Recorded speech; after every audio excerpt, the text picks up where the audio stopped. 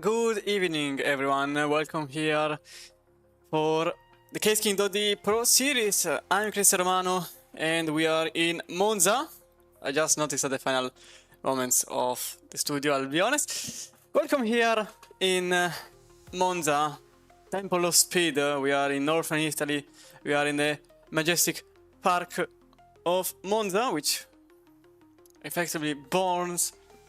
It was created inside a private mansion, a private property, and then it became what we know today. Theoretically, I think it's still private. It should be like in a private property, but managed by the ACI. But anyway, I'm not really into the bureaucratic things. I have actually no idea. We are in the Temple of Speed. This track is famous for Monza. For Monza, obviously. For F1, but also for the GT World Challenge and for Rally. Because there was a 2020-2021 edition in Monza, which also used the Parabolica in the rally stage, in the Super Rally stage. I think it was 2 different. Also, there is another series, which is, I think, the GT4 comes here. And then it should be like this. Also, obviously the Italian GT Championship, and also WEC came here until Imola took the reign of the Italian track in the WEC Championship. But apart from this whole list of things that Monza hosts, we are in the Temple of Speed, as I already mentioned. Few corners, low downforce. It should be all clear. And as a matter of fact, it is clear. It is 33 degrees track temperature and 27 degrees the air temperature. And we are probably going to see a bit of a dominance from the Mustangs, quite likely, considering that this track is made for cars that go quick in a straight line. There are a few acceleration zones. Maybe the only thing that we can expect is some trouble in turn 1 and into Lesmo 1 and 2. Then we got Ascari, then we got Parabolica, and that's pretty much it. We can consider Curva Grande, which is turn 3, but usually not much happens there. There are 2 chicanes here, and it is effectively the quickest racetrack in the entirety of the game, and I think it's actually the quickest track which is not an oval in the entirety of pretty much any series, whether it is WEC, whether it is GT World Challenge, or well, the Case King.D Pro Series. I think this is ultimately the quickest track in the whole Europe. But obviously, now we're going to witness the beautiful format. So 2 races, a 40-minute race and a 20-minute race. So 2 races for us tonight, where the top 15 will be with a reversed grid. Live steward.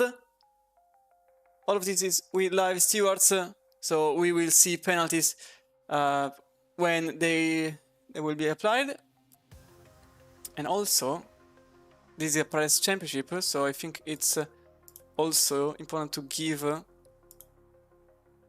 not this one, I want this one here. Let's go into the info slide to see that, as you can see, we've got the prices for the Pro Series. P1 gets 2,500 euros cash from Fanatec, great sponsor for us, and for whoever comes in first, then whoever arrives in second gets a FGT Pro Bundle brought to you by Next Level Racing, and whoever comes in P3, PXN, gives the podium sitter 1,000 euros cash.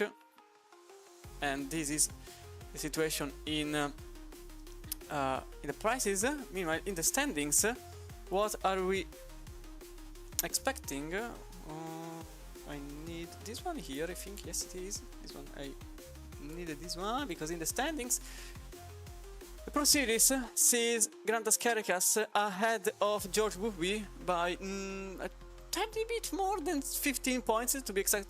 I think less than. No, okay, never mind. I can't count anymore.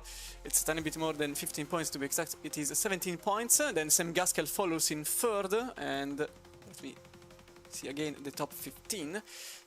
With Shea O'Sullivan completing the top 4, Edge Fante is just behind with 5,200 points, being followed by about 100 more points by Philip Mina, Rabbi Santema, then Jack Humble, Samir Foss, Sasha Wasner completing your top 10. So we are going to witness a lot of good action here for tonight's round, as qualifying is now underway. And let me just get everything set up, because as it is usual, SSC doesn't like to change. Here we are, to change session. So as you can see, the tower is now on. You can see everything that you need. You will see in the qualifying session 15 minutes for us. You will see the distance from pole to the driver. So you will see the overall difference. You will see the manufacturer. You will see the nationality, and that's pretty much what you will see in the rotation tower. Meanwhile, in the standing tower, you will see the position, the number, and the initial name and the name of the driver that is driving the car. As we are now with Philip Minard in the Ford Mustang number 5. He's now just in the first lap. As you can see, many cars waiting for some slipstream. There is a lot of traffic at the moment. A lot of cars that are effectively stopped. This actually gives an opportunity to the late arrivals to get more heat in the tires. 28 is now going over the line. Surprisingly, the number 6 didn't follow. And here you can see David Tepper, the SL Racing team, quite close to the Mustang in front, which is the number 17 Mazda race car. Here it is in 20th place at the moment. Obviously, the position right now doesn't matter, but more importantly, I think the Ferrari will be in a lot of trouble, because if the 17 isn't quick enough, the yellow Ferrari will effectively be stuck behind. It will be stuck behind. Was Philip Minard. Oh, that was a car going into the grass. Well, that was an Aston Martin. That was Jan Russell. Jan Russell in the number 8. He went into the gravel. So I don't think the lap will count. As a matter of fact, he slows down, so the lap doesn't count for Jan Russell. Philip Minard, on the other hand, is going to complete the lap. First lap, so it's probably not going to be the quickest lap, but 47.2 is now the lap to be beaten. And Michael Frey, third place for now, fourth, as Pavel Polovchuk is now in second place in the Aston Martin for Class 2 competitions.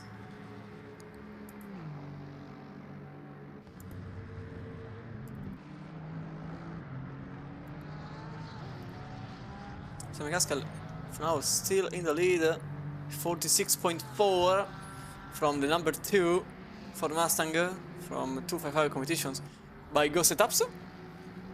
Jonas Carregas follows now in the Visual Esport behind the number 3, and Abe Santema in the McLaren sits in 6th after Jack Humble put the car in 4th for Sky Sim Sport. Ariel Fante is currently in 5th for the Energy Sim Racing. Bit of a surprise, considering this season is the first that marks him as not a driver for the Italian job, which he was for several years. His new adventure for him is bringing results. He sits 5th in the championship, and probably he wants to at least sit in the podium. Sam Gaskell for now, the number 2 here, is not going to improve the lap. Someone who is going to improve the lap is Abe Santema. 3 times already. Oh, there is a car off track. There was a car off track. There was a car with yellow flag. That was Ian Russell, still without a lap. The time is actually running out. And Abe Santema is on fire. Purple lap. It could be a purple lap for Abe Santema. Currently 4 tenths below himself. So this means 46.4. is on the making. He currently sits now in 8th place after Philip Minar put the car in 2nd. He is still improving, but maybe not enough to get into pole. He goes over the line to put the car in pole. 46.385 for Santema. Gaskell has to answer very, very quickly. Philip Minar follows behind, and then Michael Frey. The race place number 13 for now sits in 4th. It's a very good result for now for Frey, as Kriselberg goes in 7th for the Dynamic Motorsport by Kalinic. Number 14 in the Aston Martin gets overtaken by Shea Sullivan, who just set the car high enough to get 7th place and effectively steal Kriselberg's position. Carcass is into the gravel. Did he crash? That was odd. Another place for the number 3. Let's see if it was a crash or if it was simply the car stopping on track. So let's see. Let's give a look to Caracas. So he goes into the second chicane over the first curve. Over the second curve, oh, he definitely made a mistake. It's actually very costly. It is a costly mistake if it happens in the race. As Jack Campbell goes into the pits, the same goes on for Sam Gaskell, also into the pits. Philip Minar sits in 2nd. He improved his position. He now is in 2nd place with a 46.387. Only 2 milliseconds. Sam Gaskell another 22 behind. And Abbe Santema is back in pole with a 46.245. He was already in pole, but he just set an even quicker lap. 46.245. That's nearly a 10th and a half. Paolo Falociuk will not improve this lap. He goes back into the pits. And Eric Delfante is improving, but he's still very, very early in his lap. Andrei Pozniakov in 18th place only for Glasgow competition. As Sasha Wasner goes out in Parabolica for Curva Alboreto, now called. Andrei Pozniakov goes over the line to put the car in 7th place from 18th. Jump of 11 positions. And Team Flag, SL Racing Team, goes over the line, and that is 23rd only for Flag in the car number 23, so it actually is on par with his own pace. Kevin Bellick, number 20, for now 18th. He jumps in 14th. The number 20, definitely a good result there in qualifying for now. 6 minutes still to go. And Kriselberg is improving by a single 10th, but here a single 10th means a lot, as it would put the car in 4th. An entire 10th would mean 4th place, 2nd row, but we have to wait as Kriselberg in Aston with a white and orange livery, easily recognizable in the grid, goes in the Ascari and comes out still with a 10th in his hands. It's not really a Mustang domination so far. A McLaren sits in pole, and top 5 only has 2 Mustangs. So it's actually quite good so far. Grantas Caracas is only 10th, and he is not going to improve this lap. As Kriselberg arrives, oh, that 2nd place! He really jumped in Parabolica. The number 14 sits in 2nd place, only 1/10 behind Santema. We will follow Anton Sheptkov, the Carbon Motorsport okay. Apologies. Carbon Motorsport Aston. Number 42 sits in 29th for the moment. And it is improving, and the car jumps in 28th. It was a nice improvement, but it was not enough to get any more positions. Jan Röchel, 14th. He jumped 18 positions, but it's still not enough for Russell. He still sits in 14th, out of the top 10, and for Russell, it's a bit of a subpar result.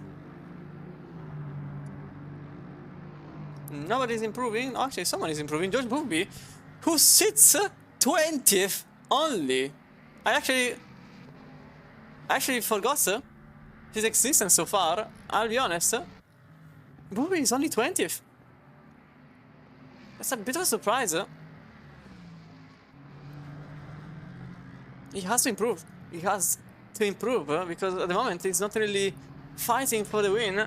And Monza, for how much how it is an effective slipstream train, you still need to be up front to have a chance.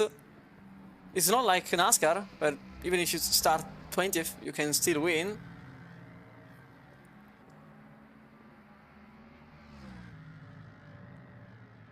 Although this could be considered a roval by certain people. Really, like, having NASCAR here would be great. They were NASCAR, of course, not the usual NASCAR. As Köseberg will not improve. Polovchuk still very early on the lap, but he is improving. And George Booby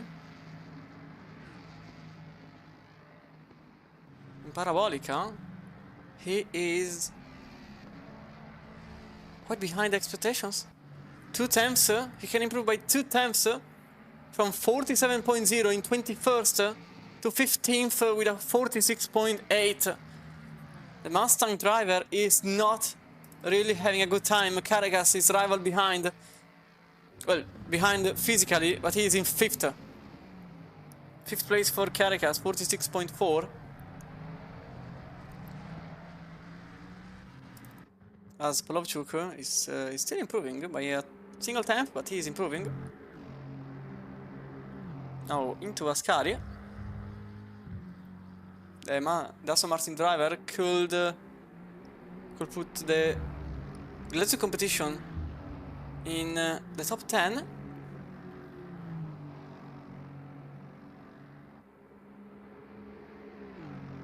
Now 2 tenths.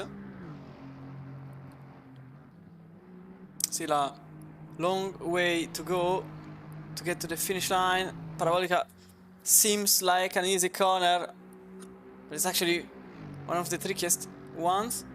And Polovchuk goes in 6th. The number 15, 6th place for Polovchuk. It becomes 7th after Shea Sullivan put the car in 4th with a 46.3. Visceral Esport has a car in 4th and the other in 6th. Sam Gaskell is in a Visceral Esport sandwich. And Santema is improving. He's still improving. Not by much, but he's still improving. As Boothby, from 15th, he is going to set a quicker lap than the earlier one. He goes in 8th. He goes in 8th, so things are definitely getting better, but they will get only so good since it doesn't have time to set another lap. As he goes into the pits and he goes in 10th after Delfante goes in 8th place. And Kriselberg so now sits in 3rd and it seems like he was improving.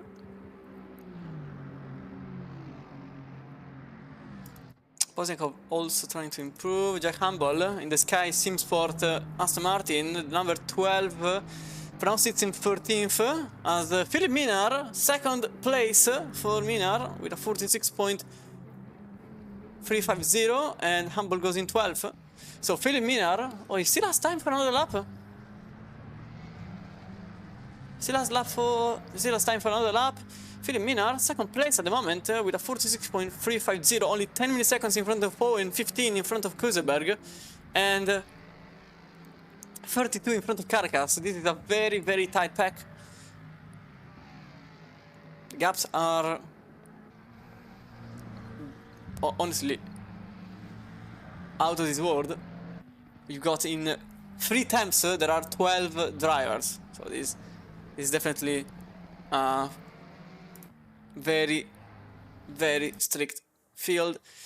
Kobe McVeigh, 23rd place, he jumped 2 places from 25th. Sam Gaskell is still improving. Philip Miller and Capo will probably not improve.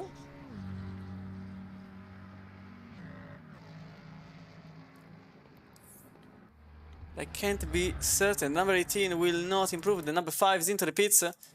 Capo into Parabolica for Best Friends Esports in the Mercedes-Benz AMG. He doesn't improve. He set 46.5. And Gaskell, 7th place at the moment. He was improving. The Mustang number 2. Can improve enough to get into pole. Oh, he just does so! He just does so! Sam Gaskell, first place, 46.235, only 10 milliseconds in front of Santema. And Gaskell is now leading the pack in the first race, as Pludeman concludes his qualifying session in 25th place in the number 27 McLaren. So the grid is set, so I've got to be here. Give me OBS back. So Sam Gaskell, at the very last lap, put the car narrowly on pole, but it is pole nevertheless. And so the Mustang driver will be on pole for tonight's round. Let's give the website a couple of seconds to update. They all go crashing into each other, right? There is a risk. Let's say there is a chance. I actually don't expect anything. That's the best way to do things. Don't expect anything, so you can't be annoyed at things happening, whether they go badly or good, or in a good manner.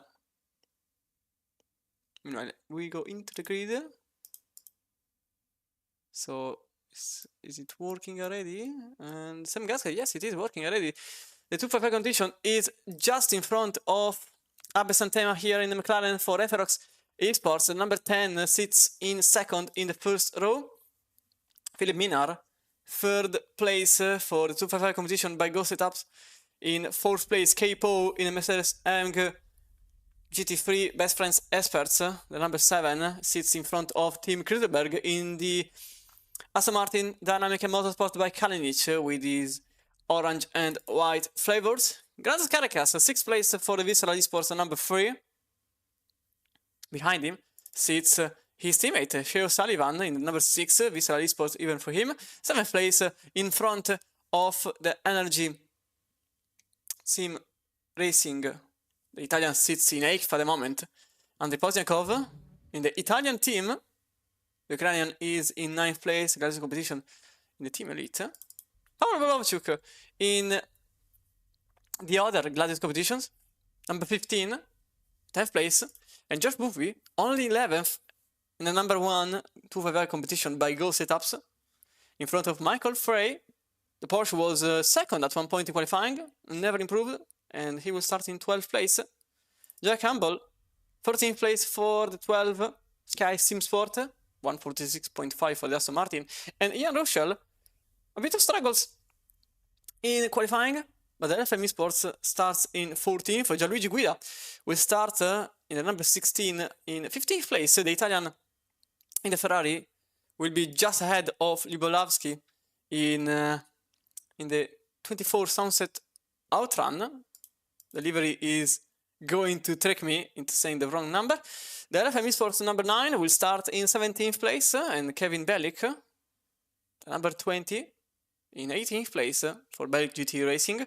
Ian Buscher, the LFM livery for Eurobit Intensifies, the German driver, will start in 19th and completing your top 20. Artem Stekalowski for Bisonahi Community, number 29, 20th place for him. Lawrence Barrossem, beautiful livery, this one here, for Unicorn Racing, the number 18 will start in 21st place. Nierka Saf, number 17 for Master Race Car, 22nd place for the Mustang driver, and just behind this is the Carbon Motorsport Mustang. The number 21 will start in 23rd place. Kobe McVeigh, number 30, McLaren, 24th place for the driver without a team. So, team manager, you may have eyes for him. Apex Predators, 25th place for Jens Pludeman. And Jonathan Dinis, number 28, starts in 26th place. The Frenchman sits in front of Szabolcs Varadi. The Hungarian will start in 27th place, and Anton Shepetov, the other Carbon Motorsport, the number 42, starts in 28th place. David Tepper, the Ferrari, which we mentioned at the very early stages of qualifying, the SL Racing team, starts in 29th place. Team Flag, 30th place for the other SL Racing team, 30th place for him. Fabian Buresh will be at the very last row, the number 22 for Alpha Racing team, only 31st. And Hartem Hagman will be last on the grid in the number 26 for Carbon Motorsport. So, we go back into our pole driver. Time for death. Yeah, honestly, as I said, I don't expect anything, so I can't... nobody can ruin my expectations if I don't have expectations. That's the main thing. So anything and anyone can do whatever they want. I will just be here as a witness to do commentaries and to tell you exactly what happens when it happens. And I'm sure that there will be carnage. No, maybe not in this race. Remember, it's a 20-minute race. 20 minutes race in which the top 15 will then be reversed in the second race. So whoever comes in first in this race will start in 15th and vice versa. Whoever comes in 16th remains in 16th in the next race, because the finishing position goes into second race, and whoever gets a penalty here, it will not count as a physical position, it will count in the standings. So, for example, if someone arrives first and has a 10-second penalty, they will still start in 15th in the second race, but more so in the first race they will also receive a 10-second penalty post-race. These are the rules. There is not a pit stop in the first race. The second race has a mandatory pit stop, 25 seconds at least in the pits. So you can choose whether to change tires or not. I do expect the shorter pit stop, because I don't think anybody will switch tires, although you could if you have the gap, obviously, but if you are in a fight, maybe it's going to be tricky. But if you manage your tires, you can make it to the end for 40 minutes, even without changing tires. But now we are in a final phase of our formation lap. It's not qualifying anymore. In the tower, you will see switching the position delta, the nation, the manufacturer, and obviously the race gaps. So I just noticed this one maybe have to remain a bit more shorter. Let's put 10 seconds for these ones. Yeah, this is way better. Okay, and everything should work. Now, are all the cars the same HP in kilograms, similar to others, have a slight advantage? There is BOP, but it's the LFM BOP. So all the cars are tweaked in a manner that they should all be equal on paper. The real thing that differs them is maybe the acceleration, or the top speed, or maybe the speed to get into corners, out of corners. But there is a BOP. They should be equal on paper, but obviously they are not perfectly equal. But the driver remains the main variable. In the meantime, first race is about to go green. It's a green light, and away we go. Nice start there by Sam Gasca. Look at that. He already takes a bit of a slight advantage. Look, already contacts with Abe Santema, who is sitting on the outside, and there is a free wide already in the backyard. That's probably the battle for 8th, maybe 7th, as you can see from here. Oh, there's already a car in the grass. That's Eric Del Fante sideways in the grass on the outside. Oh, there's a contact with his teammate, and his teammate goes sideways for a moment. And Pozniakov remains in 7th place, Sam Gaskell 1st place, Abel Santema 2nd place, Philip Minar still discussing with Capo the position of his own car. For now he remains in 3rd. Probably Capo is a bit annoyed at this decision, unilateral decision very likely, as the 28 is off track. That was Jonathan Dennis. Oh, there is a contact and there is a car off. That was Capo off track into the barrier. Poe into the barrier after a contact with Philip Minar. So it's likely we will see a penalty coming for Philip Minar, currently sitting in 3rd. Grantas Caracas for now in 4th, with an overtake on Team Krüselberg in 5th place. Pozniakov in 6th, Eric Delfante, after the little excursion in turn 1, is now in 7th place. Shea O'Sullivan in 8th place, Michael Frey in 9th, and Josh Boothby sitting at the tail end of the top 10. Oh, that was again, you can see there the Italian in number 4, very, very aggressive. But for now he remains in 7th place. But it's likely that we will see somebody up here can get a position out of Pozniakov's hands as he goes on the right in Parabolica. This is his own surface. As the Italian is just in front of Shea O'Sullivan, who actually lacks some speed out of Parabolica. And push behind, that's Michael Frey, very, very close to Shea O'Sullivan. Look at this. Maybe one draft will be the main actor for the... Oh, a very late move for O'Sullivan, who goes into the inside. Can he get the position done on the Italian? Oh, there is a lot of contact. Oh, there is a car off. 2 cars are actually off. That was George Boothby and the Sky Simsport. I think that was, yes, that was Jack Humble in the Sky Simsport out of track. He is now in 17th from 12th place as George Boothby lost a couple of places. Shea O'Sullivan still side by side with the Italian. Eric Delfante on the outside. The Porsche bump drafting the Mustang to give the Italian the position, but the Italian actually slows down a bit earlier than his opponent, who takes the position out of the Italian. And you can see there, that's Michael Frey on the inside line into Lesmo Uno. He takes a position out of the Italian, and the 13 is now in 8th place. Into Lesmo 2. Could it be 2 places in 2 corners? Actually, he goes sideways. He goes sideways. He remains where he is. But it's very important also to notice what's happening up front. Abel Santema, very, very close to Gaskiel, but nothing happens. Different here, where Delfante takes back the position on the outside of Ascar, which then becomes inside. The number 4 goes. Oh, the 14 is off. The 14 is off with a pit maneuver, and that's the Porsche into the grass. And Pavel Polovchuk also gained the position on the Italian. Same goes for Boothby, who is now in a very important position. The number 9, Eric Delfante is now in 11th after a few cars. Also, free wide into Parabolica. This can't work. This can't work. And the Italian, Gianluigi Guida, takes the position out of the other Italian. Eric Delfante is now in 12th. It's still free wide out of Parabolica. It is now side by side, but Eric Delfante is now in 13th place. He lost 5 positions in very few spots, but you can see the 2 Mustangs going for bump draft. That's Eric Delfante in front of Sasha Fasner, and Jirka Sav is just behind the BMW of Kevin Belik. The Italian takes the position out of the Beamer, and the red and white. Oh, there is a car. What just happened? A car demolished the field. What was that? Tobias Hogg, completely out of control. He just demolished half the field.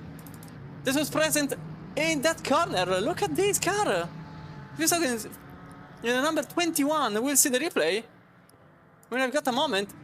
But that was a missile. A missile into turn 1. I'm a bit confused at what happened. The number 21 completely out of control. Let's have a look.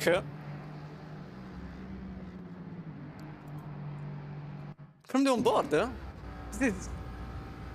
This is a bit... I'm a bit confused. Tobias Hogg, you can see here into turn 1. Was it a contact? Oh, he just didn't brake.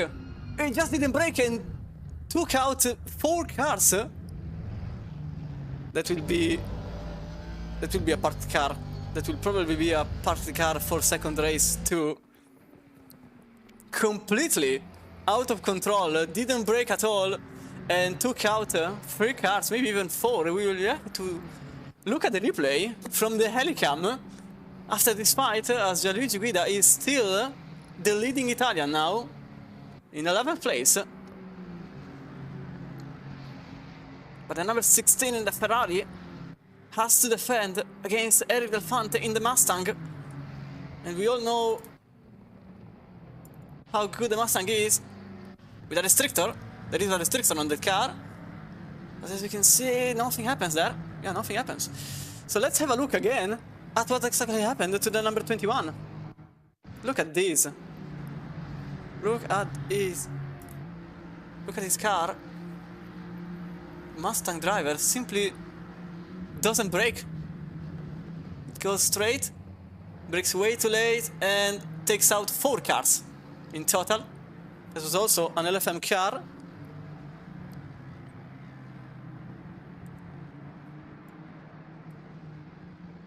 As Gianluigi Guida is currently in 11th place, just in front of Eric Del Fante. As there has been an incident with the number 9 involved in it just a few seconds ago. And the number 28.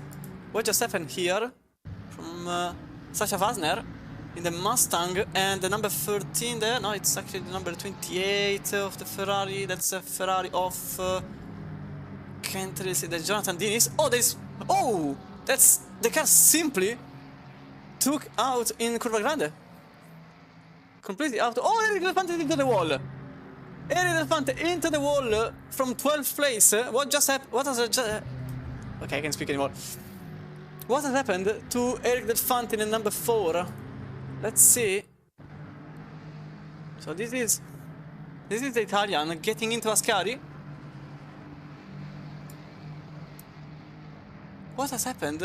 Oh, he jumped into the curb, and then out of control into the barrier, and that's the race over for the Italian driver. Lawrence Van Rossem battling with Kevin Bellick into turn 1, and that's Lawrence Van Rossem now in 12th place, although it's not over yet, as he came out of the corner very, very slowly. It's now Kevin Bellick back in 12th place.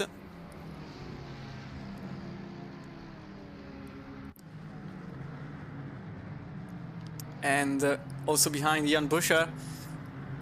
Can he take the position out of the Dutch driver? I cannot, huh? That's Van Rossem still behind number 20, although it is now side by side into the Smuno. Can the Ferrari get the position down the drain? And the answer is no, he cannot. Kevin Bellick remains ahead of Van Rossem. The Dutch driver has to settle with 13th place. And actually, Van Rossem has to look behind. That could be Buscher throwing the car into Ascari to gain a place. But Pludeman, look at Pludeman in the Mercedes. He takes the position out of the Sky Sim Sport. And that is now Poe in front of Pludeman. Into the gravel a tiny bit. That's now Poe in front of Pludeman. Into the inside of Ascari. Sam Gaskell. Fastest lap of the race. Jan Buscher is still there. He's not really giving up.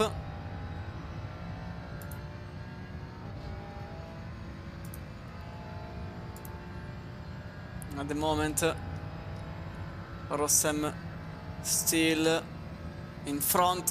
Can Buscher throw the car? Rossem goes into defensive mode. Although it's important to say that Kevin Bellick is the headmaster of this train. Rossem remains behind. Buscher also follows, and Capo a couple of meters behind. As Gaskell is still up front. Let's see if any penalty has been applied, and the answer is yes. I can already see there is a 15-second time penalty for the car number 21. The number 21 receives a 15 seconds time penalty. That was Tobias Hogue after annihilating 4 cars into turn 1. It is already last, so it's not like it's going to change anything for him. The number 31 receives a 5 seconds time penalty for collision on lap number 2. That was Philip Minar. Apologies, that's the number 31, apologies, I misread. That's David Tepper with a 5 seconds time penalty for a collision with another car. That's the number, can I get the other number? That's the number 23. So, because of a contact with Team Flag, and it's not a good thing because it's actually his teammate that was involved in the incident, apparently. Tim Kruseberg, still behind Caracas. This little train is battling for 4th place. Oh, that's Pozniakov on the inside, throwing the car at the very last moment. Contact with the number 4. He's sitting now on the outside of the final part of the chicane. Kruseberg is still on the outside. Pozniakov takes the position out of the Aston Martin. And that's also Joe Sullivan taking 6th place out of Kruseberg's hands. So that's Pozniakov and O'Sullivan in front of O'Sullivan in front of Kruseberg. As in the backyard, Poe takes the position out of Van Rossem. And the same goes for Buescher, apparently. So 2 overtakes happening at the same time. I suspect it was Van Rossem exiting slowly out of the first chicane. We can have a look, actually, because there was a contact between the 2 cars. Let's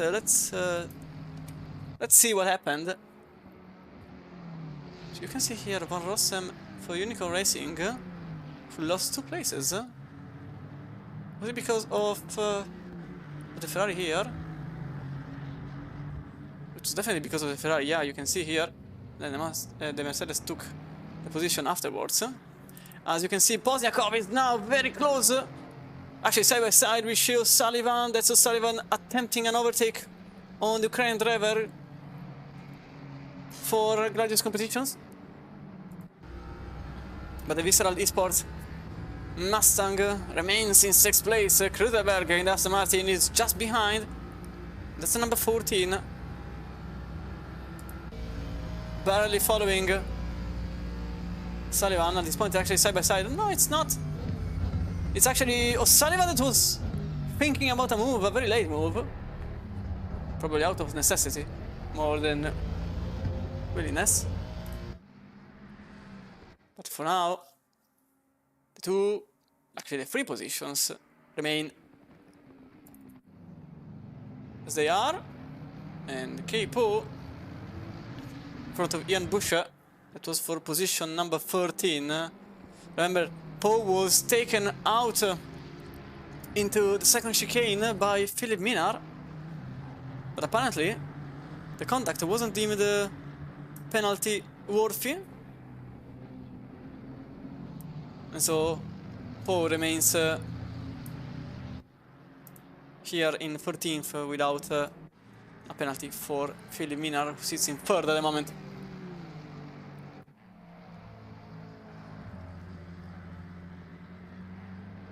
As it stands, we've got 3 DNFs. Eric Del Fante, Jack Humble, and Tobias Hug. Not sure about Jack Humble. Not really sure what happened to his car. That's the car number 12. Let's see if I can get something from here. No, the answer is no. I can't find anything regarding the number 12. Currently up in the lead, Sam Gaskell remains first. Gaskell and Santema have both been able to put a very large gap on Philip Minar, following them in 3rd place, 4.5 seconds for Santema and Minar. That's the gap between the 2. As Ian Buescher and Van Rossem still battling here for 14th, but Van Rossem currently sits in pole in the race number 2 with 5 minutes to go. Temple of Speed is gifting us with a very nice race, a very quick race, obviously, but the next 40 minutes are going to be equally interesting, especially thanks to the pit strategy in place. As Poe managed to get in front of Bellic. The number 7 now sits in 12th. And I don't think he will be able to gain 7 seconds in 4 minutes, so that's probably going to be his finishing position. O'Sullivan still wants the top 5 in race number 1. Poznikov defends inside into Parabolica. The Honda driver for Gladius competitions has to remain calm and quick at the same time while being followed by a Mustang. Not really an easy feat, but Poznikov is a very good driver, and he, for now, is able to do so perfectly, unless O'Sullivan decides to throw the car into the outside, which he does, but there isn't enough space for the number 6. Meanwhile, there is a white flag, not sure why. And also there is Santema very close to Gaskell, but a position changing is a bit of a different thing. And Santema just following Gaskell. Kreselberg attempted an overtake, but that didn't happen. Into the second chicane. Plovchuk now very close to Bufby, only 8th at the moment. So a bit of struggle. For Bufby. The number 1, he sits in 8th place at the moment. This helped him in the second race, that's for certain.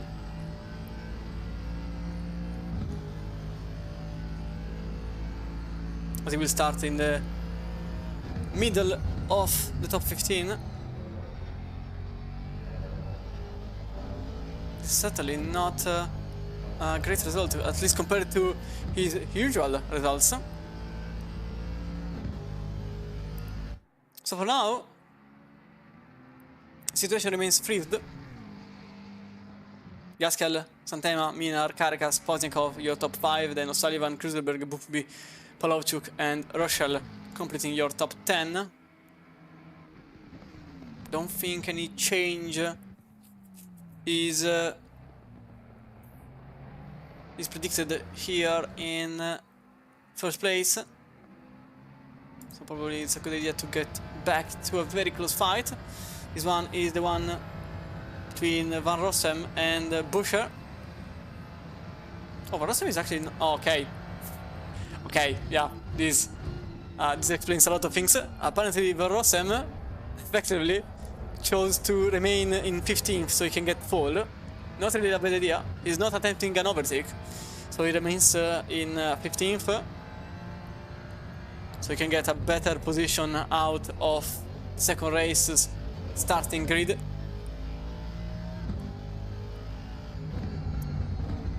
Bufby and Polovchuk, and by transitive property, also Rochelle, I'm battling for 8th place at the moment. Polovchuk in number 15 is really having a good race so far into Variante Ascari. For now goes in a steady manner, nothing to really give me the feeling of Bufby being in danger. As we are into the final lap, that's Steven Gaskell that takes the white flag brought to you by Kskin.d. And probably that's how it will end in the top 2, but not how it will end in the rest of the field. So we got Poznikov in the Gladius competitions Honda number 11, and Shea O'Sullivan just following behind. Kreselberg still probably wants to put the car at least in 6th place. Let's see if there are any penalties. Oh, there is a 15-second time penalty for the number 30. It's been applied just now. That was Kobe McVeigh. And there is a 10-second time penalty for a collision in, or rather on the car number 21. No, apologies. 10-second stop and go for the number 21.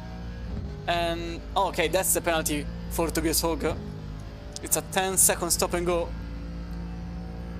So he was actually involved in 2 different incidents. 10-second stop and go for his attempted murder into turn 1. But it's more of a,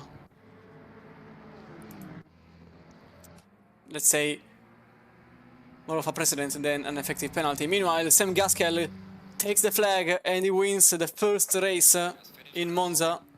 The first of the 2, Abe Santema, 2nd place, and completing your podium, it is Filiminar in 3rd, Grandes Caracas in 4th, with Pozniakov in 5th, O'Sullivan in 6th, Kriselberg 7th, Eikfor, Bufby, Polovchuk, Russell completing your top 10, and then everybody else that goes on. So Guida, Pau only 12, unfortunately Beric in 13th, Buscher in 14th, and Van Rossem is your pole sitter for race number 2.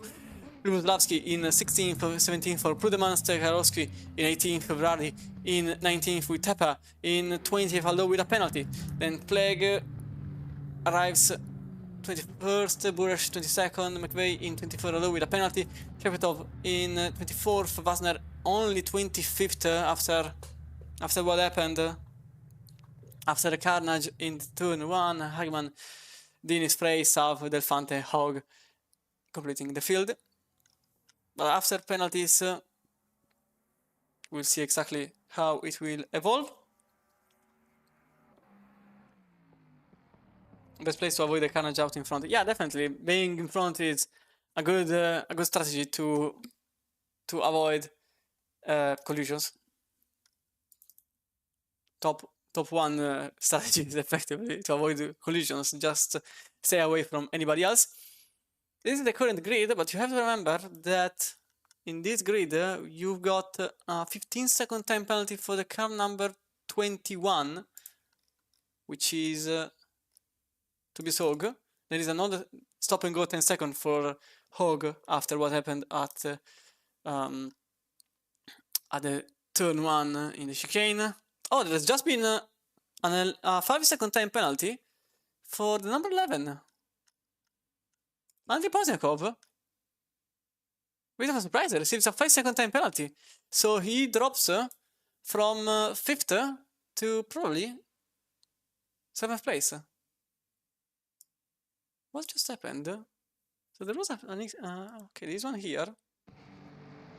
So this is the incident that we are looking at. To lap 7.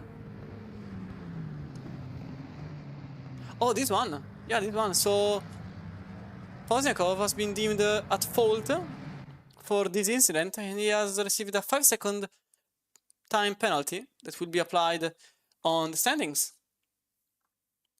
So he will still start in 10th place, but in this race he technically scored, yeah, I'm pretty sure it's 7th place. And it should be all penalties. And also there is a 5-second time penalty for the 31, and the 30 receives a 15-second time penalty. So David Tepper in the 41, and the number 30 of Kobe McVeigh. So these are the results from race number 1. No, this is still Austria. Let's see if an update is needed. Okay, yes, an update is still needed. So I'm just waiting here. Was it the only race? No. There is a second one just in 5 minutes. The server has to be restarted, and there will be the second race in a short time. In the meantime, I will give you all provisional, not even an update, more like a recap of the earlier races because here are the standings prior to the first race, with Caracas that has a 17 seconds advantage on Burby, with Gaskell following in third, O'Sullivan in fourth, Delfante in fifth place, Minar, Santema, Humble, Foch and Wasner completing your top 10. After this race, it is very important to notice that Santema is only in 7th place, but he just arrived in 2nd and he will start in 14th for the second race. So this definitely helped his situation in the standings. And for who came after... Okay, my game just crashed, fantastic stuff. And for who came after the first minutes of qualifying, in the meantime let me restart the game. These drivers are battling for these prizes. So we've got Fanatec providing the winner of the championship with a 2,500 euros cash prize. Thank you, Fanatec, to provide the winner with this great gift. Second place receives an FGT Pro Bundle brought to you by Next Level Racing, and the P3 receives 1,000 euros cash courtesy of PXN. But also, if you're new to the entirety of LFM, this is the full calendar of everything. So we've got the Pro Series, we've got the GT3 Endurance Series, we've got... just have to go here, otherwise I can't join the server. We've got the GT4, we've got the Duo Cup, so there's a lot that you can participate in. So I need this one here. I think these are being copied, I hope so, otherwise I can join the server. Not yet. So apparently it still has to... Okay, yeah, the server still has to open, apologies. So that's why I couldn't find it, because it's still not on. So back to OBS, otherwise I can't read. So we got the Pro Series, the GT3 Endurance Series, we've got the GT3 Sprint Series, we've got the Duo Cup and the Multiclass Racing, we've got the GT4 Championship and the M2/Porsche Cup Series.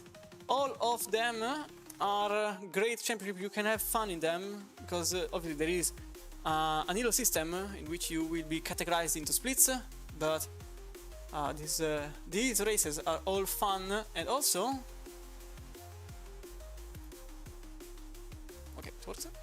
And also, all of these races provide you with prizes, because in the SingMesh GT3 series, whoever arrives in first at the end of the championship receives an M-Pro LFM edition set of gloves and a raffle for everybody that participate in the championship, 2 sets of M2X. Then we've got the Ghost Setups GT3 Sprint Series, as whoever arrives in first receives a 3-month subscription for Ghost Setups. And there is a raffle for everybody who arrives at the top 50, 5 subscriptions available, each being a month long. Paddock Legends gives whoever arrives in first a 50 euros coupon for their website, and there is a raffle for everybody that participates in the GT4 series. This comprehends a coupon of 25 euros of value and another one of 10 euros to be used in their website. Paddock Legends offers you great sports memorabilia, and I suggest you to have a look, because they really have the meat. They really have the meat, because it's honestly some of the things I looked at, they are fantastic, and I own some of them. SEC Drive, the endurance series that is live every Sunday, gives whoever arrives in first a total of 10 lifetime licenses for their team. SEC Drive, a great tool to use in your races. But also, all of this couldn't be possible without all of our partners: Box One Racing, Pimax, SingMesh, Nitro Concept, CaseKing.de, ACC Drive, Ghost Setups, and Hesner servers. Thanks to them, all of this couldn't be possible. You couldn't have a save, you couldn't have a championship, you couldn't have anything of this kind. As the session is now live, so I can finally join. I hope so.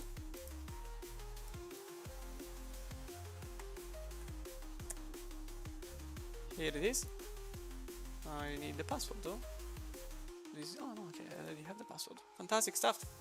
So we go now into the second race. Oh, le funny. It's raining. It's raining in the second race. Aren't you happy? So, if you hadn't had enough carnage so far, well, there is also the rain now. Have fun. So, second race apparently has the rain. And it's going to be a bit of a funny evening, this one here. Well, for me at least, not for the drivers, very likely. We can now see the results, because the results are on. These are the results from the first race. Gaskell, Santema, Minar, Grarkas, and Poznikov. Remember, 5-second time penalty for him. With O'Sullivan, Kruseberg, Bufby, Polovchuk, Rochelle, Guida, Poe, Belik, Buscher, and Varosem in first place in the grid for race number 2. Luboslavski, Prudeman, Strigalowski, Varadi, Tepa, Flegg, Buresh, McVeigh, even for him a penalty, and also for the 41 of Tepa. Sheptov, Wasner, Hagman, Dinis, Frey, Sav, Delfante only 30th with a DNF, Humble, and then Hog, who will start in last place. In the standings, I don't think they are updated yet. Huh? Let's see. It's going to be easy to understand. No, they are. Bufby is currently leading the championship with 6,645 points. Caracas follows behind, only 7 points behind. Sam Gaskell then third, O'Sullivan fourth, Delfante fifth, and Avastan Tema still in seventh, but he certainly ate some points out of the lead that Minar had in his regards. Humble in 8th, Forsh in 9th, Belik in 10th, Wasner, Varrossem, Flegg, Frey, and Kruselberg completing your top 15. So I hope you are all ready for race number 2. It will happen in a minute and 30 seconds. And as I just mentioned, it's raining, and it's heavily raining. So I'm just here chilling, and I think we will see a lot of carnage. And this one was just the appetizer for the race.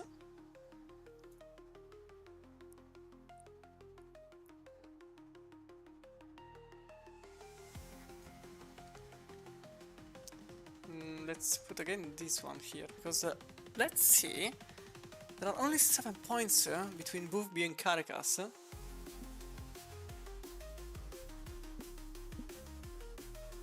Gaskell is in third at the moment, by about, I think that's about 60 points. That's exactly 60 points. So there is a lot to fight for, and these drivers are certainly the kind of drivers that can bring a lot on the table.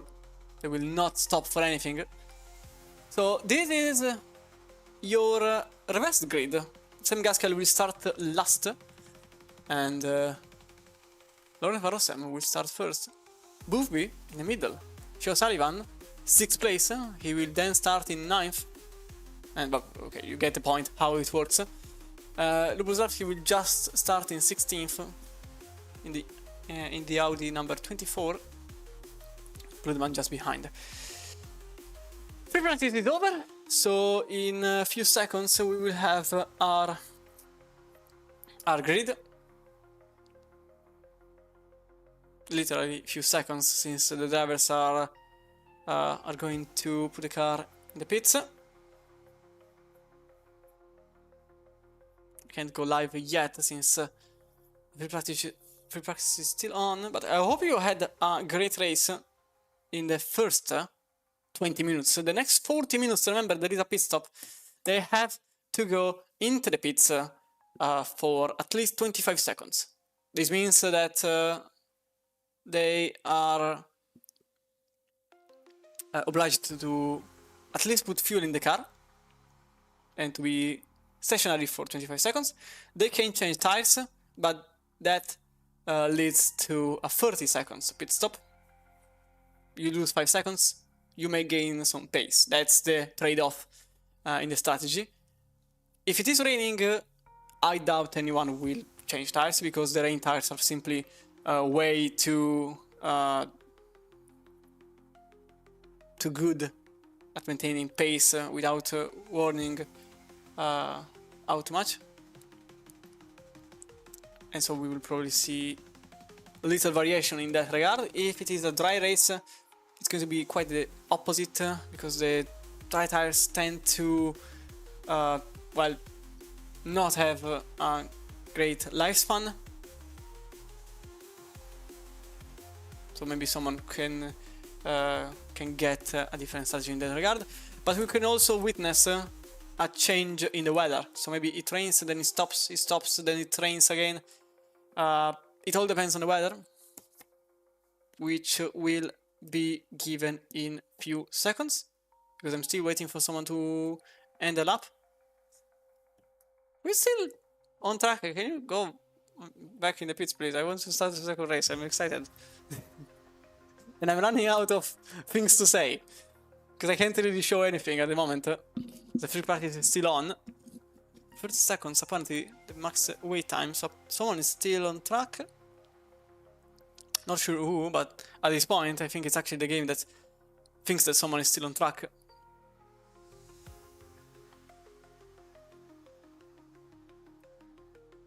So yeah, at this point it's just going to be straight into the grid. 9:15. And so this race will effectively end at 10 o'clock. As we are into the grid. And I can confirm that the rain will be less in the upcoming minutes. But it doesn't mean that it will stop. So we go into live. Yeah, as you can see here, there is not... Okay, no tower, thank you. Okay. As you can see here, the rain will be less, but it will not stop.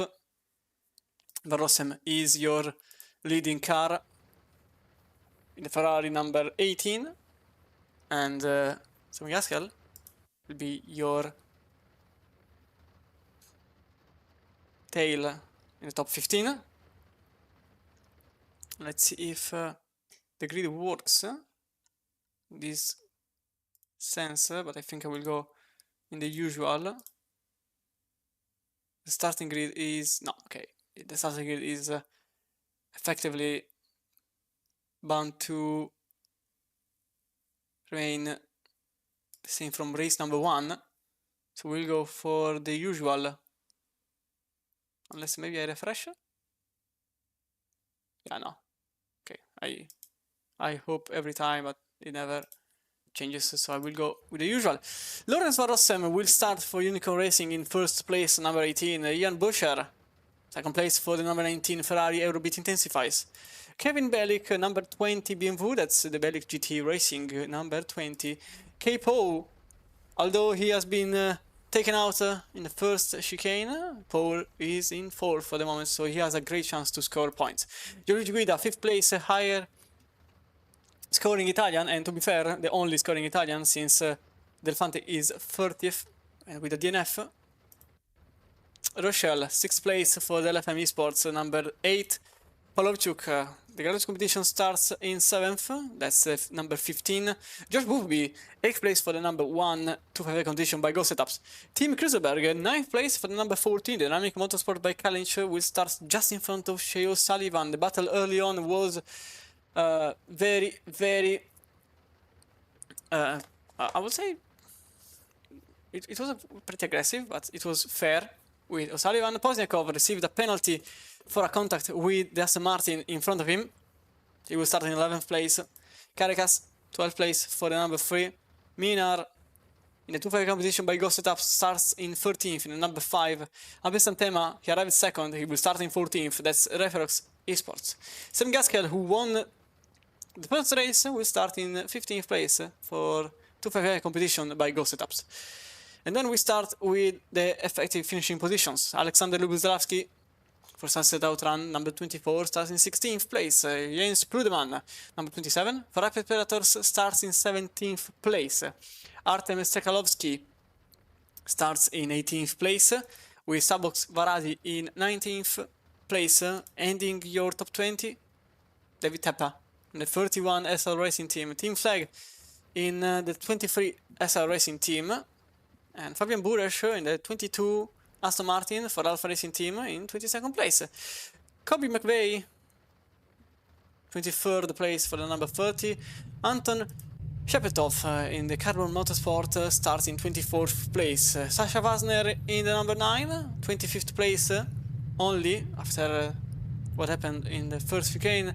Artem Hagman, number 26 in 26th place for Carbon Motorsport. Jonathan Dinis, number 28 in 27th place. And Michael Frey, unfortunately, only 28th after what happened in Ascari for number 13.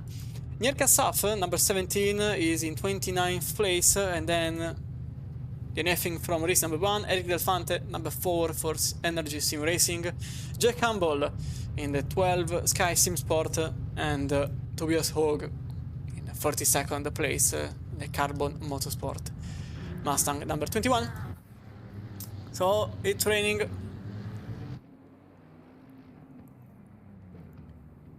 Four o'clock in game. Well, not really 4 o'clock, it's 12 past 4, but anyway, it's afternoon. That's the thing. So it will not change. The brightness of the sky will not change. It will remain like this. There will not be a sunset. There will be a sunset outrun. It's actually in 16th place at the moment. There will be less rain as the time progresses. This guy's actually using wiper. Yeah. Fantastic news.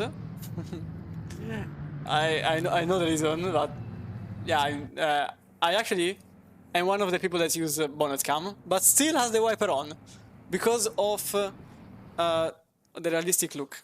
Only for that. I have a single monitor and I don't like the cockpit view. I just use the bonnet cam. But yeah, it's nice to see the wipers on for the majority of the cars, at least for realistic purposes. Well, you can just turn off.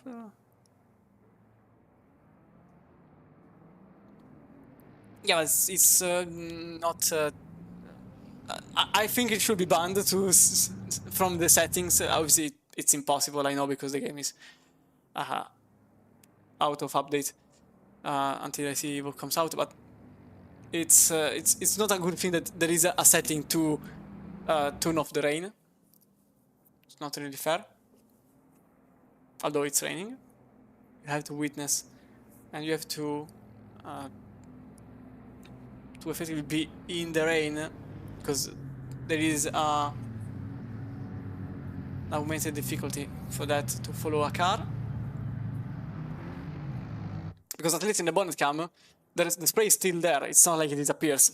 So you get all the spray. You basically are blind. If you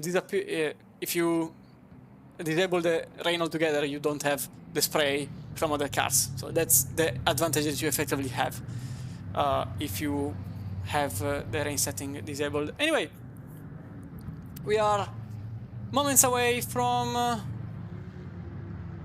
the race happening. 40 minutes mandatory pit stop and the pit window that will open at 30 to go.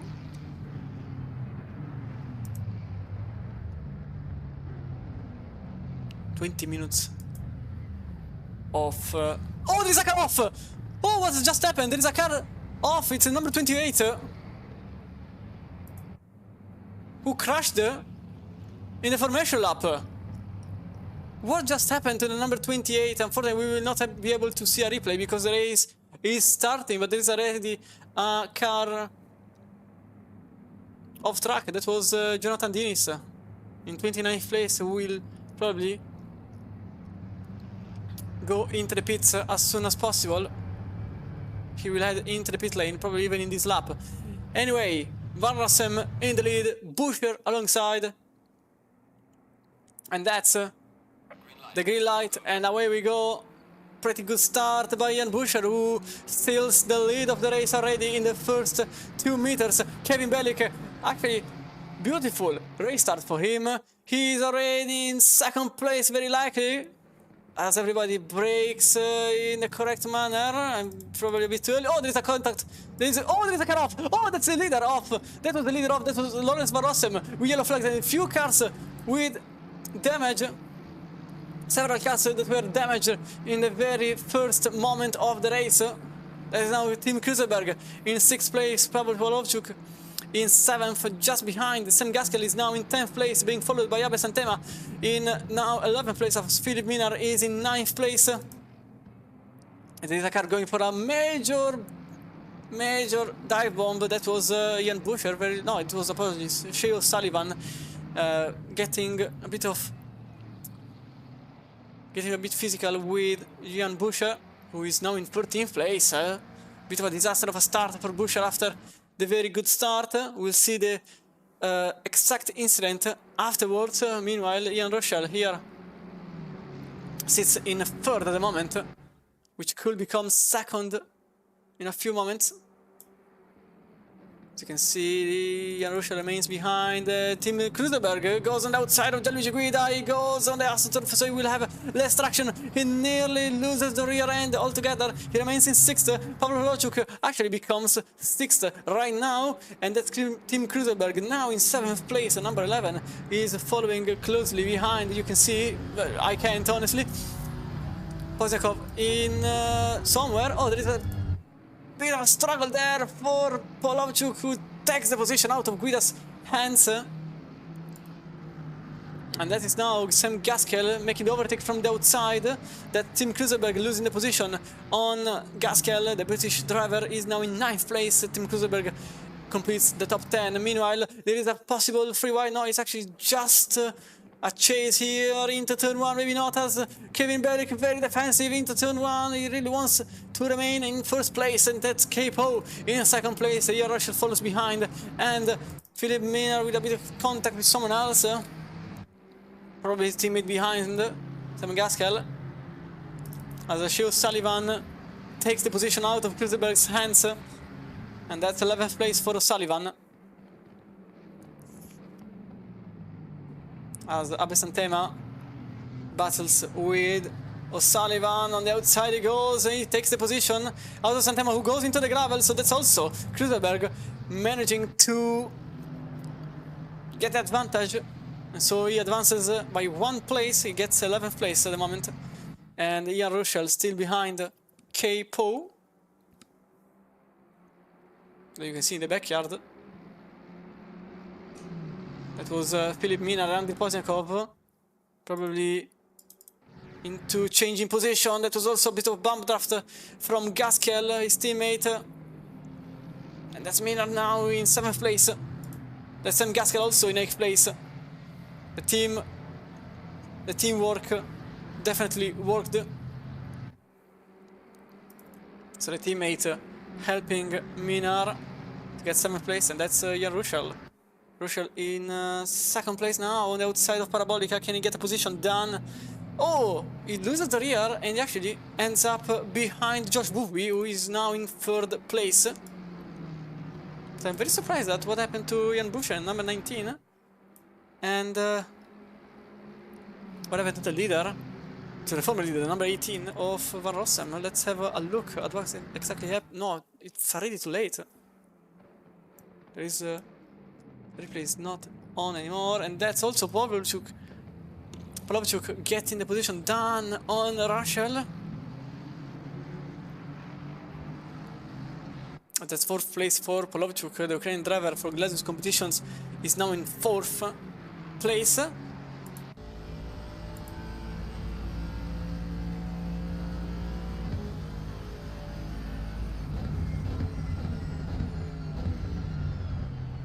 So now Rochelle 5th place. Just behind Polovchuk. Ian Rochelle sits there, number 8. I'm very interested in Philip Minar. Look at him, he's very, very close to Guida. And the number 16 is trying to defend against Minar, but the Italian can't really do much, although he defends into Ascari. Oh, he actually gives a tap to Minar.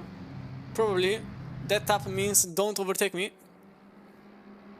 Possibly Minar will go back on the offensive in short time. In the meantime, here you can see Pavel Polovchuk and Ian Rochelle battling for position number 4.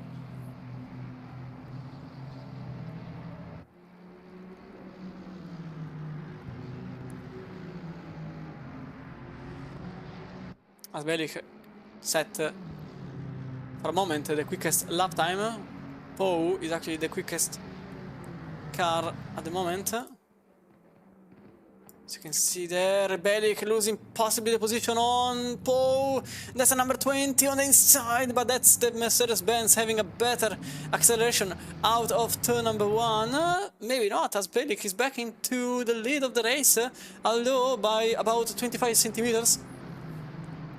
But he still is into Curva Grande. Possibly that's Poe that loses, that gains the position on Belik, and Belik is now in second place. The number 20 will have to settle for that. That's Luigi Guida now still defending against Minar and Gaskell. So it's not really an easy fight for the number 16, but he will have to surrender to... Oh, this Joe Sullivan is off in number 6. Sullivan off in the number 6 car. As Guida loses 2 places in 2 corners into Lesmo 1. And that's also Pozniakov, very, very, very dangerous for the Italian driver. Actually, not even dangerous, he's actually already in front of the Italian driver. Guida lost 3 places in about 900 meters. Oh, that's also him trying to go for the move. Maybe not, there is not enough space for the 2 of them. A matter of fact, Guida lost. Oh, he lost the car altogether, and that's a car into the wall. That's Tim Kruseberg into the wall, and that's Guida that lost some time. He lost 2 places, and that's Kruseberg that will have to effectively drown into the field. Very unfortunate. Kruseberg now 31st. That's race over, very likely for him. There was also an incident regarding the number 6. Let's have a look.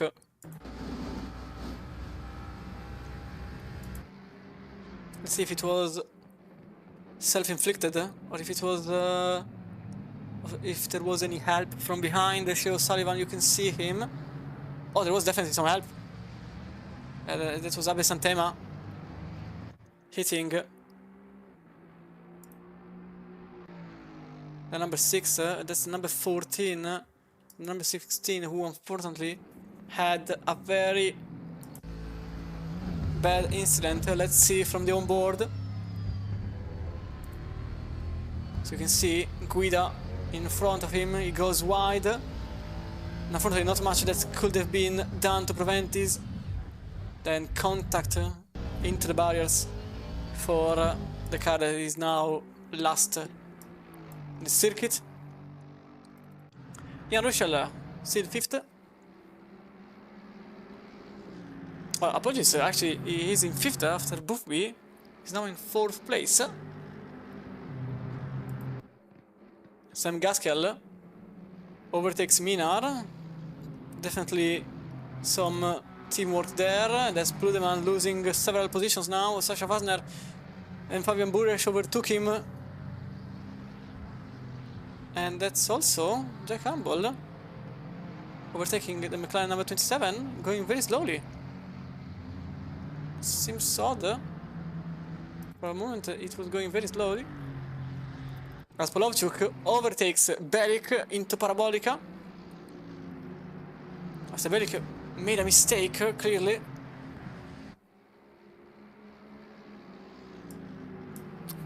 Let's see if I can give you a replay of the action. So this was into Parabolica, Kevin Belik, you can see him. Oh, he slipped off. That's the rear not really cooperating with the car. That's how Polovchuk gained second place. Pit window is now open, 20 minutes until it closes. Nelfante is just eating up position. Sure, Sullivan, 16th place with a very nice overtake there into turn 1 on the outside of Fabian Buresh.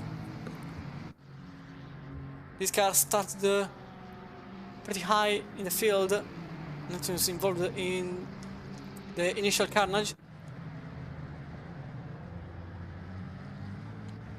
Not a great night for O'Sullivan so far. The number 6 is only 16 for the moment. Delfante gained 11th places. He was starting from 30th in the grid. But there's still a lot of ground to cover for the Italian driver. Bufbi very, very close to Belic. The number 20 is in 3rd. And Bufbi is struggling a bit here in Monza. He is 4th, that's for certain. But he also started in 8th place. Jan Ruschel, on the other hand, starting in 6th. So they are both in the same boat. But Sam Gaskell, for example, started 9 positions behind in 15th place.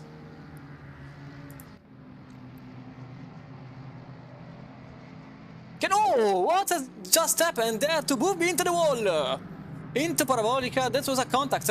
I'm pretty sure there was contact between Bufbi and Rochelle as he goes into the pits. Let's have a look again at what just happened to the number 1. So we go here into the rear wing.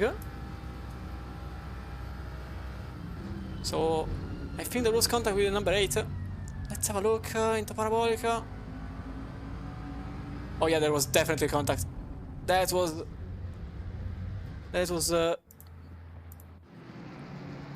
Ian Rochelle colliding with the number 1. That's Rochelle now in 5th place after Minar is overtaking. So I'm starting to think that he's slowing down purposely to let the teammates go by. As Jalil Juida and Sakalovsky had a contact, apparently. Ian Buscher here, he was starting very high in the field. He was starting in 12th, in 2nd, he's now in 12th. We'll have a look at the replay of the initial phase of the race, the end of the race. So we can see exactly how everything evolved in that moment. So yeah, Ruchel clearly slowed down to let Minar and Gaskell pass by.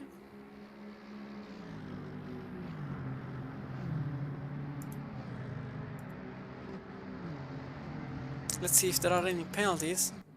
So there is a 10-second time penalty for causing a collision for the car number 18. That's Lawrence Van Rossem, so we know who created trouble at the very first stage of the race. Then there is a 5-second time penalty for the car number 30 for forcing another car off track. There is a 15-second time penalty for moving and braking for the car number 25. That's Sabok Varadi in 22nd place. These are all the penalties so far. Santema still very close to Grantes Caracas.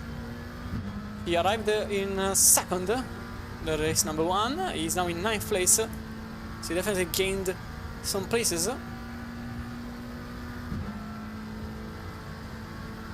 Caracas' place could be another one for Santema. But then we've got also the battle for... here, just as I was switching, there was Ian Rochelle that lost a place on Pozniakov with a contact apparently. So let's see how it happened. Let's see exactly how it happened. We go into the rear wing. That was Pozniakov maybe helping the number 8. Which was actually just a mistake on his own.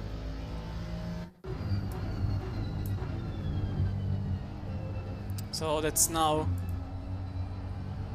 Pozniakov in 6th place Caracas is very, very close into making up another place, but that's also Sam Gaskell about to become a podium sitter.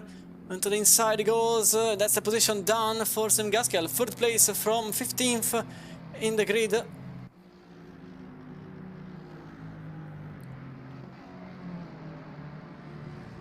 Spo set the quickest lap time. Minar goes into the pits and Caracas does the same. And Santema just received a 10 seconds time penalty. As you can see here, Ian Russell on the outside. So I can confirm that the number 10... Oh wait, number 10 has a 15-second time penalty. The Santema, so it's not a plus 10, it's a plus 15. As you can see here, Guida losing the position on Strzekalowski and Frey. It's now Guida in 10th place. Willie Answer. Frey's attack. Actually, it is Frey gaining another place. Number 13 is now in 9th place. See if I can set the replay. Barely off, fortunately.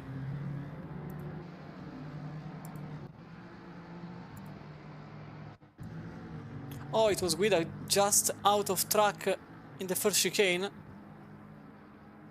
So that's why he lost the position on both cars. Guida is now in 10th place. Strzekalowski just behind Frey. 7 seconds behind Santema, who has a 15-second time penalty for what happened early on with a contact with... I think it was... I already forgot. It was with the car number 6. So it was the contact with Sheo. Time penalty for the car number 8. So Ian Rochelle, 10-second time penalty for a contact with the car number 1. So what happened in Parabolica?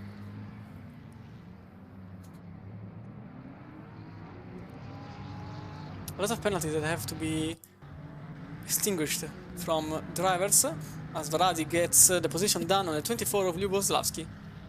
That's for 15th momentarily. I think we can go back here because... oh, never mind. Oh, yeah, actually, so let's stay here because Firminar currently sits ahead. The car number 5 in the 23rd place, but obviously everyone else still has to pit. Important to say that of the cars that pitted, only one changed tires. That's Jack Humble. Probably had he had the buffer zone to do so. And also Varros and McVeigh changed tires. Oh yeah, Rochelle. Oh, never mind, it's a yellow flag because he's exiting pit lane. Delfante and Buresh battling for what is at the moment 11th place. Buresh remains ahead of the Italian driver.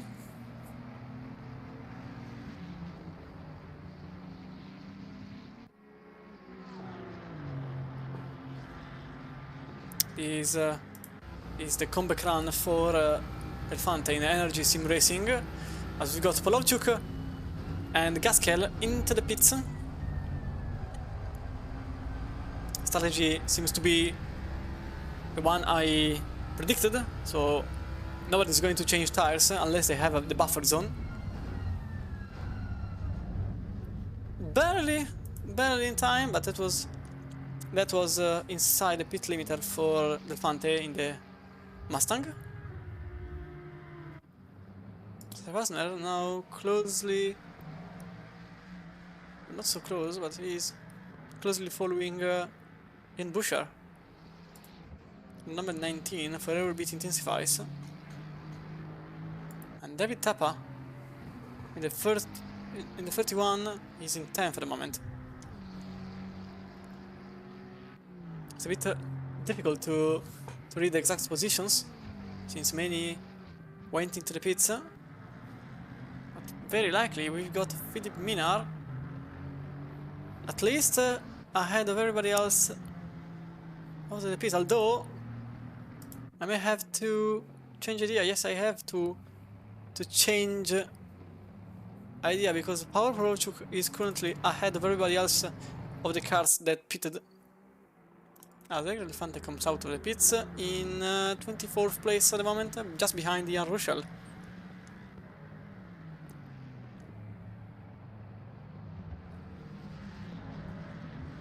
Nobody is changing tires, so at this point it is a race into the pits, effectively. Oh, Diniz. Oh, never mind, it's a yellow flag because he's exiting the pits. There was...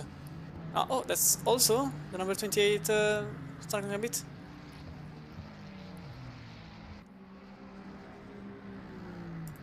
Stepa still battling with Pludeman for what is at the moment 9th place, as Pozniakov, Belik and Frey are coming into the pits. I think the same will go on for... yes, in fact Pludeman goes into the pits and Tepa gets promoted to 6th. So you go back to what is at the moment 15th place. That's Sam Gaskell just behind. He set the quickest lap time, 53.0. And the number 2 is really heated up at this point. Really having a great race so far. He won the first race and he could be in for a double. Could realistically be in for a double. Let's see if there are any more penalties, and the answer is no, not yet. Everything seems fine. Poznikov comes out of the pits, in front of Caracas, behind Minar. But I think he just went wide. Yeah, definitely, that's not the line. Oh, that's also not the line for Caracas. And there was also Berik fighting with Buhby for position. Buhby currently in 17th place, he sits behind Belik, who doesn't want to surrender his own position. He wants to fight for it. Well, at least he wants the others to fight for it. It's now the Mustang that is fighting for it. He's definitely fighting for it. He's actually attacking the BMW and taking a position as soon as I said it. So that's now Buhby in front of Belik. Although great race for Belik so far. He managed to remain calm, although with incidents all around him. And he is effectively battling for a very good position. In the number 20, he started in 3rd. Apologies, he's in 17th place. It was 14 eyes. Okay, no, he was in 3rd. He was in 3rd. And so this means he arrived 13th. Race number 1 in the number 20. So this means that this is actually above expectations for his car. He's definitely delivering a very good performance. Another Caracas and Andrei Pozniakov, they are battling for 14th place.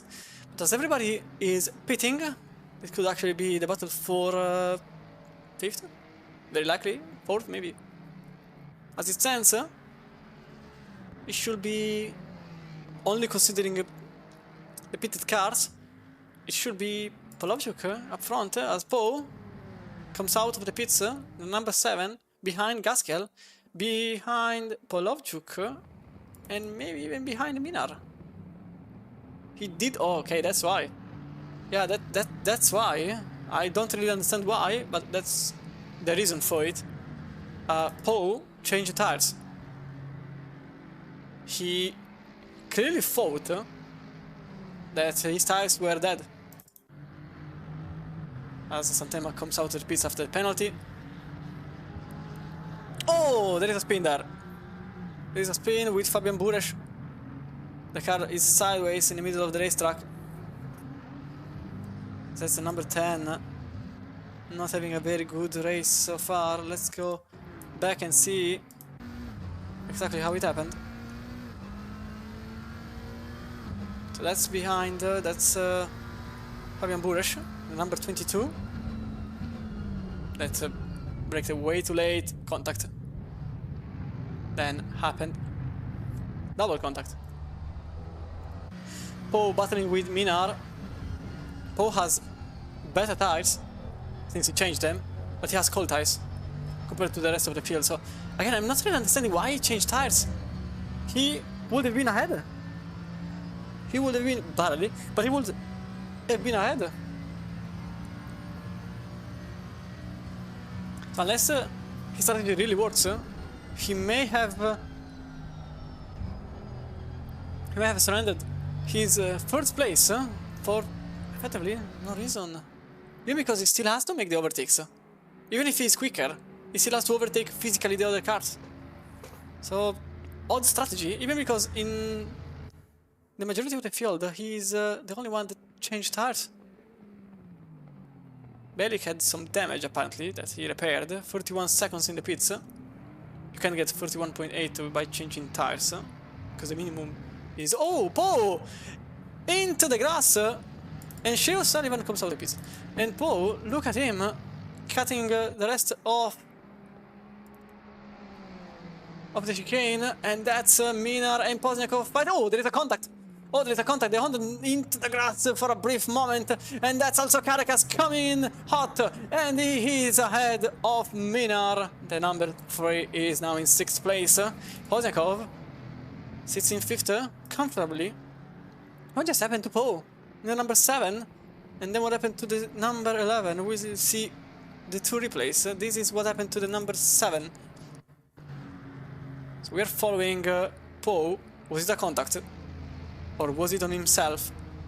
Although I have my doubts on the self-infliction. Oh yeah, there was a contact. Oh yeah, there was contact. It was clearly contact there. It was Philippe Minar. And then there was this one here, a second incident just afterwards. So he took out Poe, that was pretty evident. And then look at this. He loses the rear. Oh no, he actually doesn't lose the rear. He doesn't lose the rear, he actually just went wide. So probably I can hear a ding that could come up in the upcoming minutes. 12 to go. So not too much time left. But that wasn't a good look for Minar's race. Poe remains in 8th. At this point he will not be able to win, which is very unfortunate.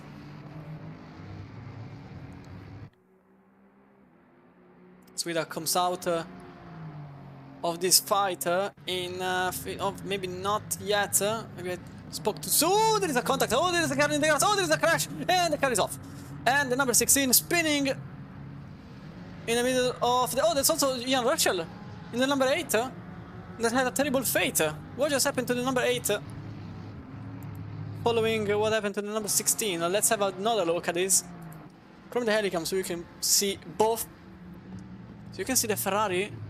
Oh yeah, that was fancy. The Aston going to the left. Oh, and then he lost control too. Yeah, that may be another penalty. That may be another penalty. This time for Rochelle. He clearly turned a tiny bit on the left, probably thinking he was ahead already, but then contact happened, double spin, and both cars were out in that moment. So yeah, I can confirm that out of the top 14, only one changed tires. And it is Poe in 8th place. Then we've got Frey, who changed tires, Humble, who changed tires, Rochelle, who probably changed tires, Buresh, and then Prudeman, I think Santema probably, with a penalty. So yeah, flag now into the pits, Tepper does the same, and that's now Caracas in 4th place, and this is the effective grid as the pit window closes now. The window is now closed. Yeah, I wanted to do it timed. So this is the effective grid. Polovchuk is ahead. Is effectively ahead of everybody else without changing tires, but Sam Gaskell from 15th, he could be in for a double. Meanwhile, Shea Sullivan very, very close to Jan Buscher. This will be for 10th place.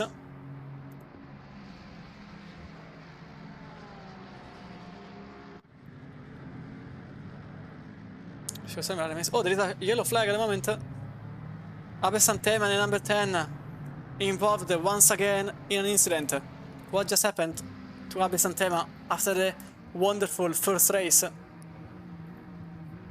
we can see from here another contact, the same kind as early on.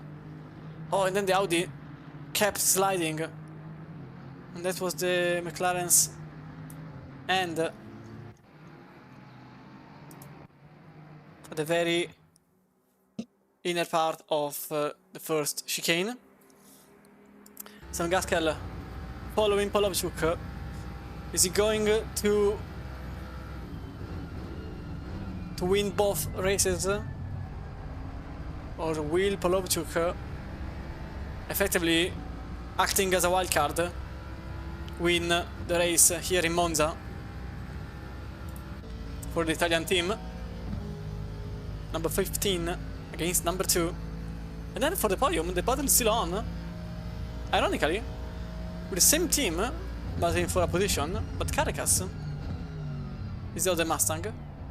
So a Visa Sport, not a 255 competition.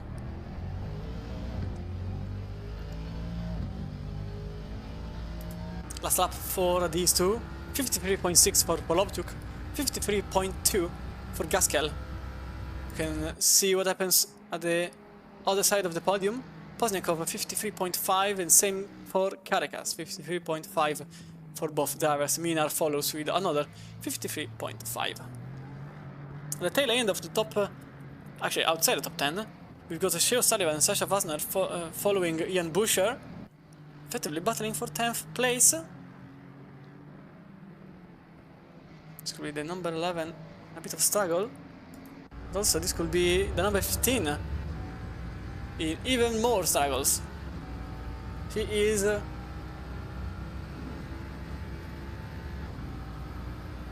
really grasping for air here.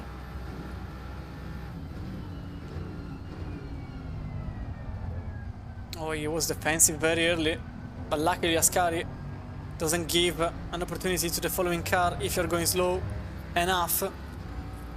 So Gaskell had to remain behind. They both lost a lot of time. 6 temps for Polovchuk, because Gaskell lost 9 temps compared to the prior lap.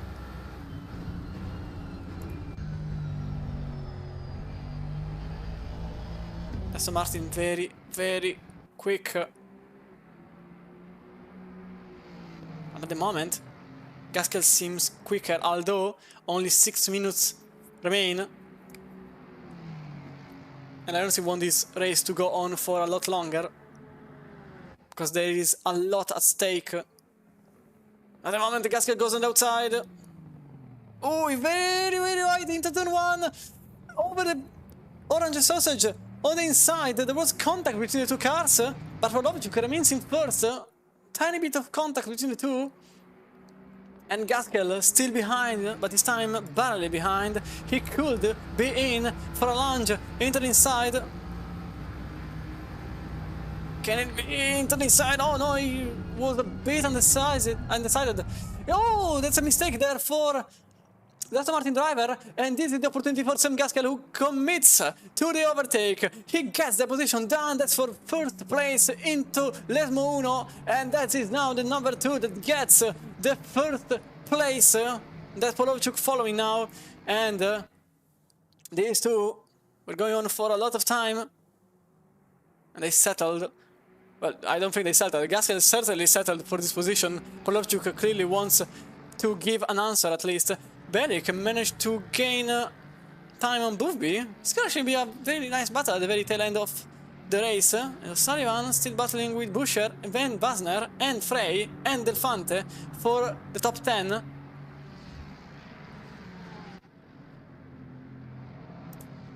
So it's going to end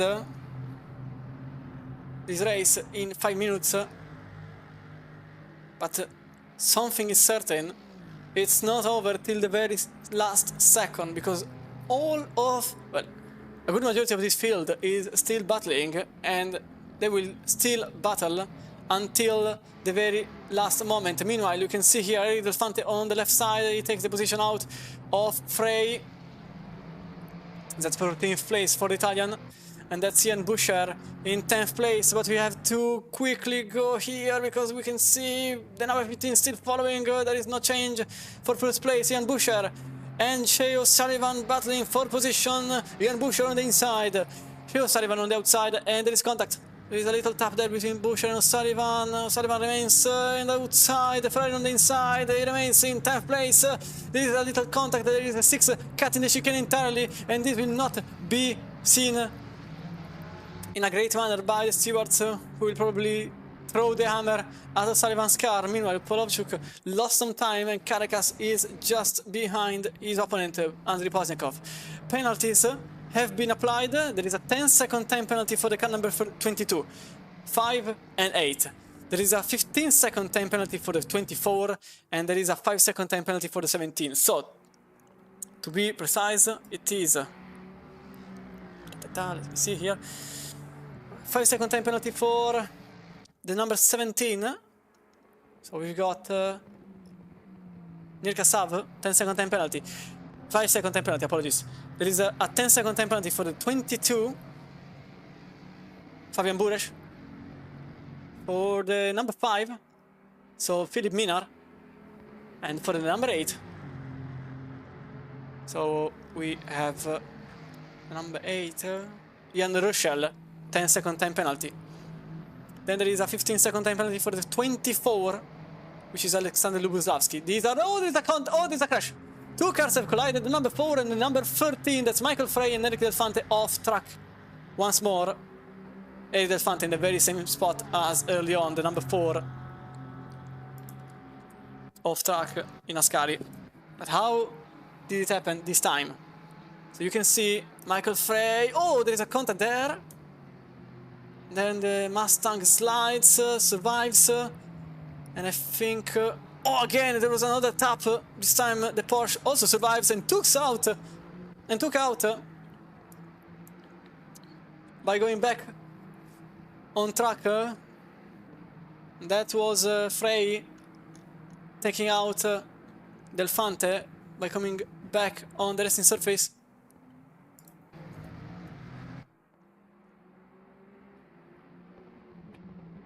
So the Porsche took out the Mustang driver with a bit of a pit maneuver, as Pludeman is jumping into the field, in and out. He's in 21st.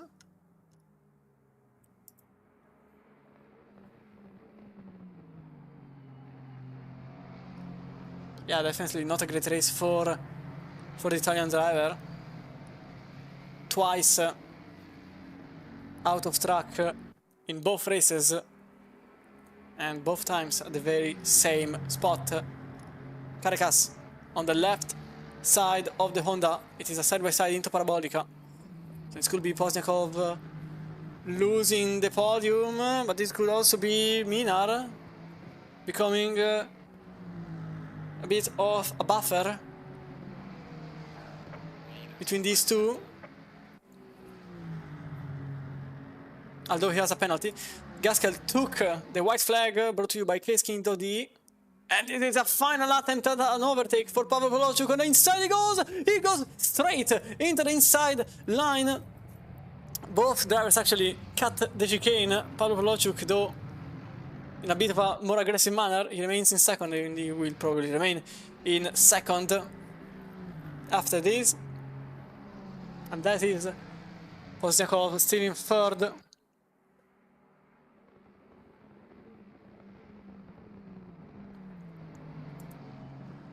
Caracas in fourth, still wants the podium. Oh, he just had the chicane right in a perfect manner. So he cannot overtake Pozniakov so easily. The Honda is really occupying every single centimeter of the racetrack. Pozniakov doesn't want to lose the podium. Minar stays behind, but he could become an issue for Caracas, because if Minar puts himself in fourth, this could effectively put to zero the chance for Caracas to get the podium. Although I don't think that will happen now. The number 11 is a bit slow. Out of Ascari, into the gravel he goes. Maybe this is the perfect storm for Caracas, not for Pozniakov, as we have to go back into the front of the field, because this is Sam Gaskell going for the double. Gentas Caracas manages to take the outside line, but he doesn't get the podium. Sam Gaskell manages to get the double correctly, and this is a second win in 2 races for Sam Gaskell. 14 places gained. As Pavel Volochuk, second place for him, Andriy Pozniakov, third, Gentas Caracas in fourth, he remains out of the podium. Philip Minar has a penalty, so he will not be in fifth. Poe in, effectively, fifth place, but physically in sixth, then Bufby, Belik, Sekalovsky, O'Sullivan, Buscher, with Wasner, Humble, Frey, Rochelle, completing your top 15, although he has a penalty. Guida, Shepetov, Delfante, only 18th. A terrible night for him. Pluteman, 20th place, then Santema. Let me just go here.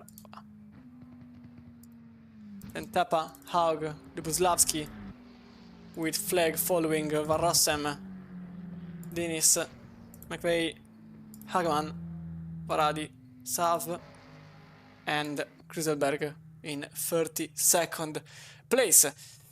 Interviews are about to go underway for our top 3, so Sam Gaskell, Pavel Volochuk and Andriy Pozniakov will be interviewed in a few seconds.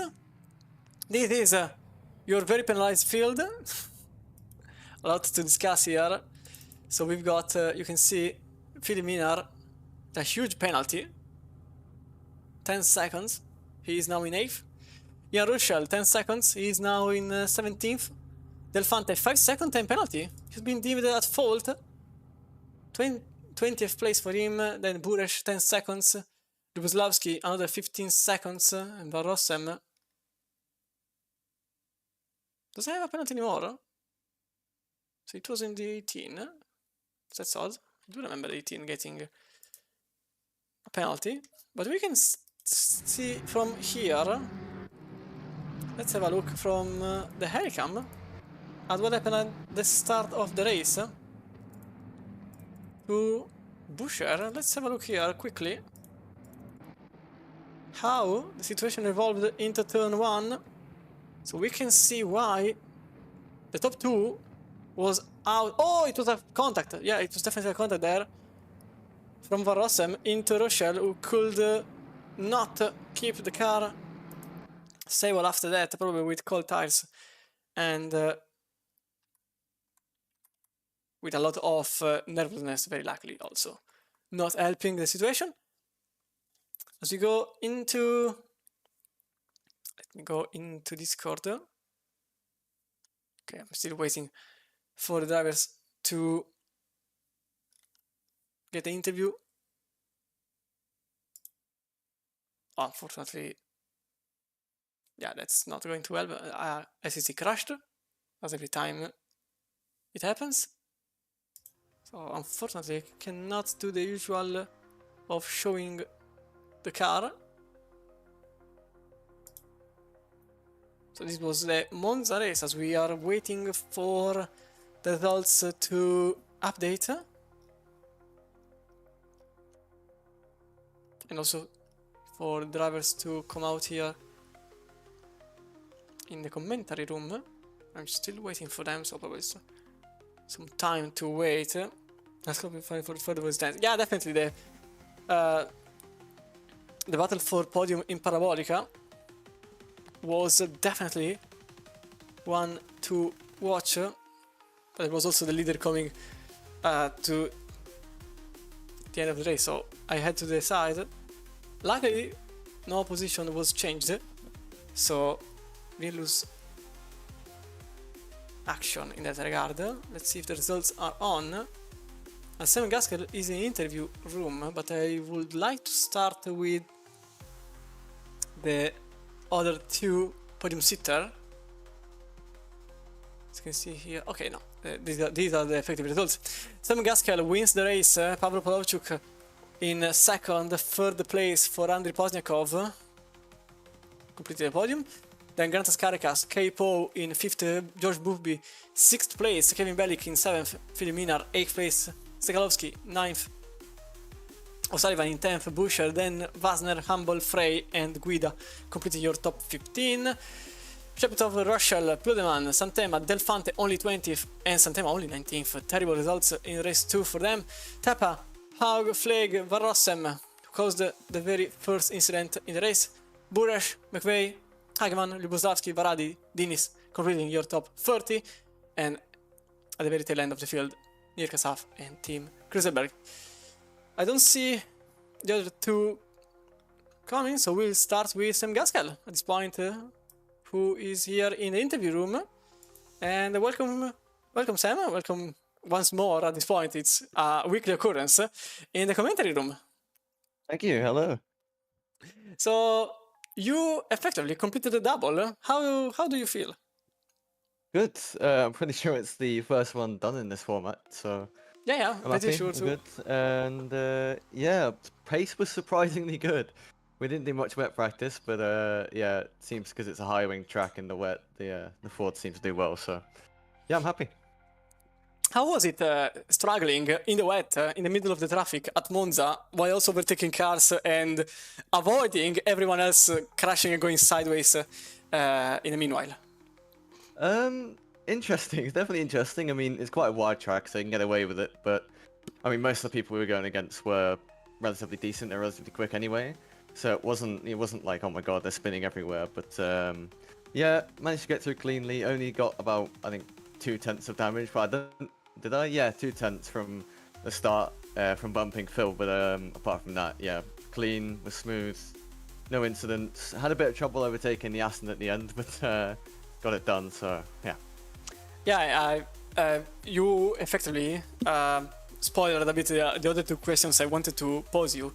The first one is how was it bump drafting in the rain? Because in Monza you tend to bump draft obviously, but in the dry is one thing. In the rain, how dangerous was it? Definitely pretty dangerous with the puddles at Monza. I mean, especially after Ascari and going into Ascari, it is horrible. Because on the racing line, well, not on the racing line, but both sides, on the racing line and on the outside, no matter where you bump draft, there are puddles. So if you bump draft over a puddle, you'll end up spinning the other person in front of you, and it's quite hard to judge, but it went well, and you know, we got through. And the second question is effectively at the very last moment. So we saw an Aston Martin flying, literally flying. There were, I think, 4 wheels up in the air. Yeah. How scared were you? Because I noticed that you took a bit of a different line when you noticed an Aston Martin throwing itself in the middle of your eyesight.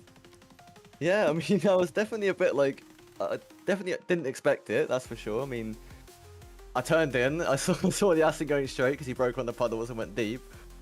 I mean, to be fair to him, he bailed quite well. He completely missed the corner, but he didn't. He managed to stay as far away as possible from me by hitting the curb. And it was quite funny because on my screen, it was literally him just 4 wheels up in the air, zooming across my screen. So, yeah, I mean, natural reactions made me cut, but yeah, it was good. Funny.